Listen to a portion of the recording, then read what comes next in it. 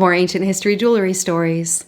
Well, this is a very delayed video that I was supposed to be posting on Wednesday, but I have had a hell of a week. Between a canceled flight, a 16-hour delay, turning 37, spending my birthday trying to fly home, and then having to take a makeup day to celebrate on Friday, I have not been able to record or post any videos since Tuesday. So this is the deep dive that we should have had on Wednesday. Let's continue our deep dive into jewelry as magical symbol.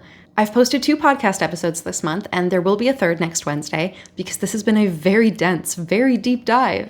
If you already listened to the podcast, some of this information is going to be familiar to you. I wanted to show you some of the pieces that I've been talking about in the podcast episode.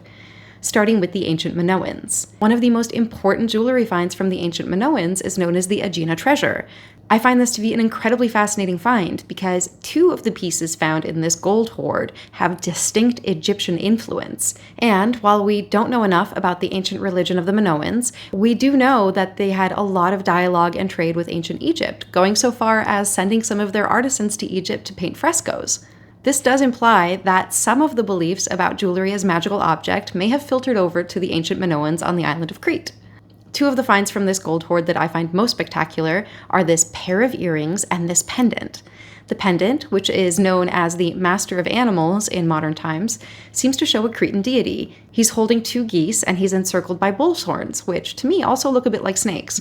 And if you've seen enough Egyptian art, then his pose is going to look remarkably familiar to you. He's standing in what's known as a twisted perspective, with his torso facing the viewer and his legs astride sideways. This pendant almost certainly had some kind of religious or ritual significance.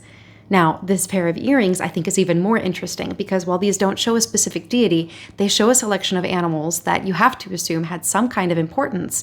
These earrings show 2 hounds, 2 monkeys, and alternating discs and owls hanging from the earrings. We don't know what the meaning of the owls would have been to the ancient Minoans, but in later Greek cultures, owls were a symbol of Athena and became very important.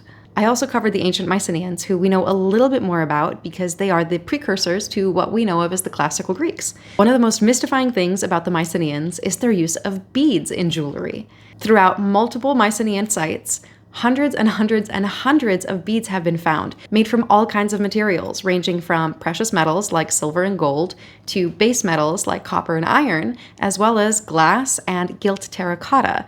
The ritual and spiritual significance of these beads is not entirely known, but the abundance of them implies that they were certainly important and almost definitely had symbolic importance to the Mycenaeans. They're not all just round beads either. Some of them are very intricate shapes like palm leaf patterns and rosettes. They were used as necklaces, bracelets, clasps for cloaks, as well as being found by the dozens loose in multiple burials. This, of course, leads us eventually to the classical and then Hellenistic Greeks, whom we've covered in many videos.